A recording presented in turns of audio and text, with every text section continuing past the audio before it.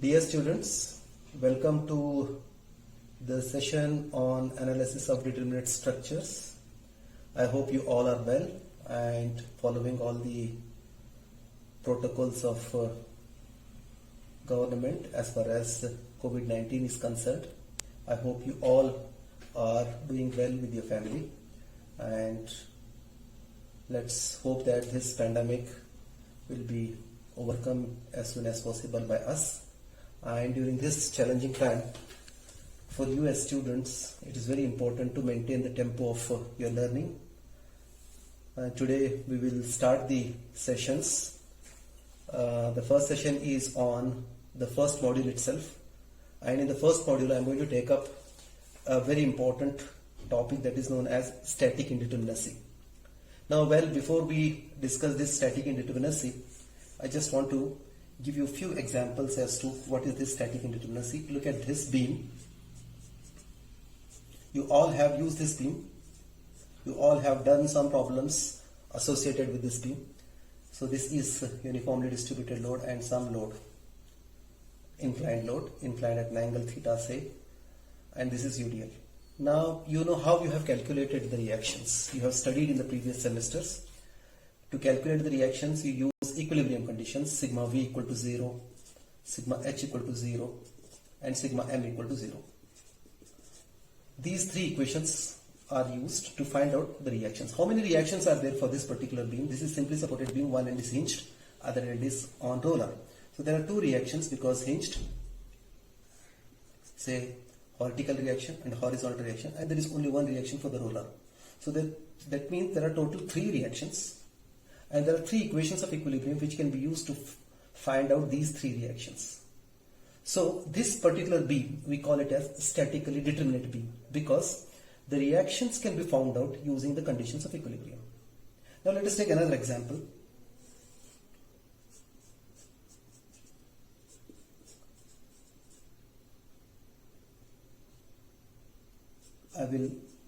This is the beam, where you can see both the supports are hinged supports. Here both the supports were different. Here it was hinged and it is roller here, but here both are hinged and hinged. Let us give some loads here and see whether we can find out the reactions. How many reactions? Vertical reaction here, horizontal reaction here, vertical reaction here, horizontal reaction here, because both are hinged, two reactions. That means totally there are 4 reactions. And how many conditions of equilibrium? Only 3. That means the number of reactions is more than the number of conditions of equilibrium. That means this beam is a typical example of statically indeterminate beam. That means what I mean to say here is the reactions cannot be found out using the conditions of equilibrium.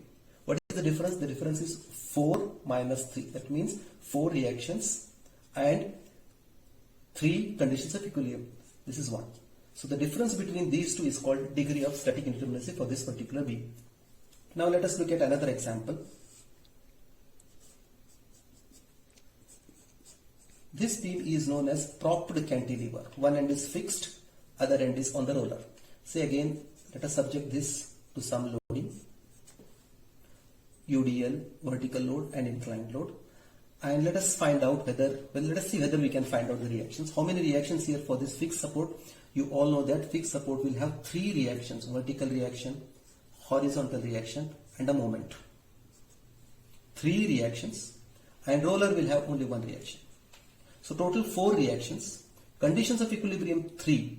So 4 minus 3 equal to 1 is its static indeterminacy degree. That means degree of static indeterminacy of this particular structure is 1. So in general, what is static indeterminacy?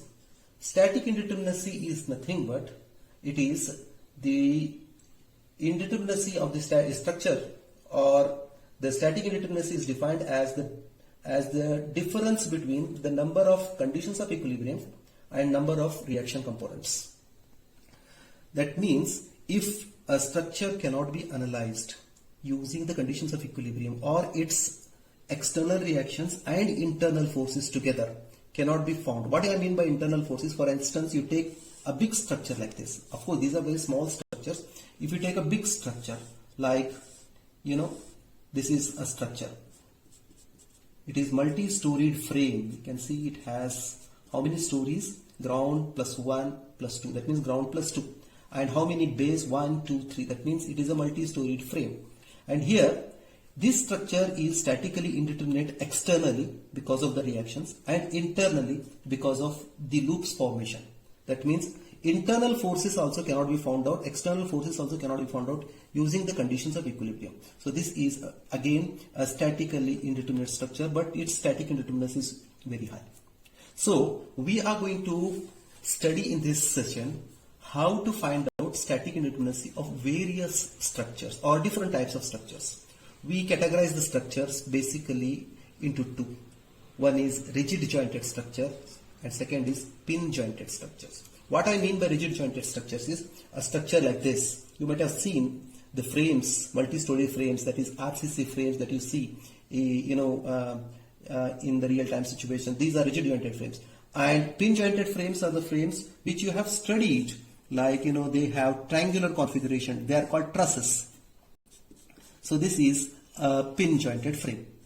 This type of truss, you have studied in construction also, king post truss, queen post truss, and different types of trusses. And you see these types of trusses, the frame structures in industrial sheds, in railway stations, and even in your own laboratories. You go to civil engineering labs and just look upward, you will see this trusses like this. These are called pin jointed structures, and these are called rigid jointed structures. So the structures are classified as pin jointed or rigid jointed. Another classification of structure is there, like the structures in plane, the structures in space. These you can see structures, they lie in a single plane. This is a plane structure. Now I will draw one structure. You can see. Can you see this? You can see. How many legs? 4 legs. And you can see all the members, they are not lying in a single plane. They are in different plane. That means this type of structure is called space structure. This type of structure is called plane structure. So space structure, plane structure, pin jointed structure, rigid jointed structure. So basically categories are like this. First, pin jointed structure, rigid jointed structure. Under them again, space structures and plane structures. And you should be able to identify which are plane structures, which are space structures. It will not be given in the exam. So let's see, students, how to find out static indeterminacy of various types of structures that we have already discussed. So first is rigid jointed plane frame or rigid jointed plane structure. Static indeterminacy is given by SI is equal to, you should remember this, 3m plus r minus 3j. I will tell you what is meaning of. Then pin jointed plane frame. Static indeterminacy is given by pin jointed plane frame. Static indeterminacy is given by m plus r minus 2j. I will tell you what are the notations, what are these, what they stand for. Then rigid jointed, after plane frame, what is it? Space frame. Static indeterminacy is equal to 6m double plus r minus 6j. And rigid jointed, last one,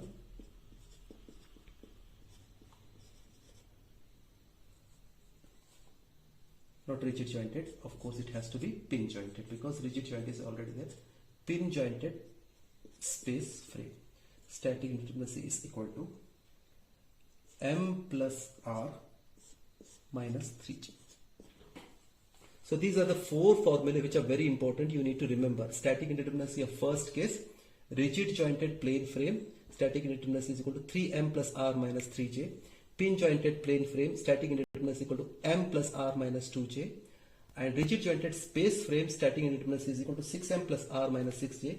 And pin jointed space frame, static indeterminacy is m plus r minus 3j. Now what are these m, r and j?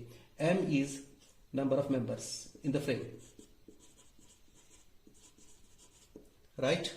Then r is number of reaction components, that external reaction components. And J, number of joints. You know, structures are made of different joints, so J is number of joints. So these are the formulae that you are going to use to find out static indeterminacy based on, you know, different types of frames. Like, you know, there are 4 formulae: static indeterminacy, SI, 1, 2, 3, 4, and M is number of members. R is number of external reaction components or simply reaction components. J is the number of joints. So using these formulae, you are going to find out static indeterminacy. And very important thing here, what you need to note is, it will not be mentioned in the question paper as to which this frame is or to which category the frame belongs. You need to identify from the figure whether it is whether it falls into which category. Like there are 4 categories, like whether it is a rigid jointed plane frame, or whether it's a pin jointed frame, plane frame, or it is a space frame, or it is a plane frame, or it is a pin jointed or rigid jointed. All these, you know, distinct identities you should understand, and then apply the relevant formula and find out static indeterminacy. So this is what you need to do in the beginning. I hope you have understood this. I'm going to pause here, and when I come in the next session, I will tell you how, I will take some examples as to how we can find out static indeterminacy. We'll take some university question paper examples. It's very, very simple, and you should understand first module is, you know, all about very simple things. So you should concentrate more and try to get maximum marks out of the first module. So I will pause here. We'll meet in the next session. Thank you.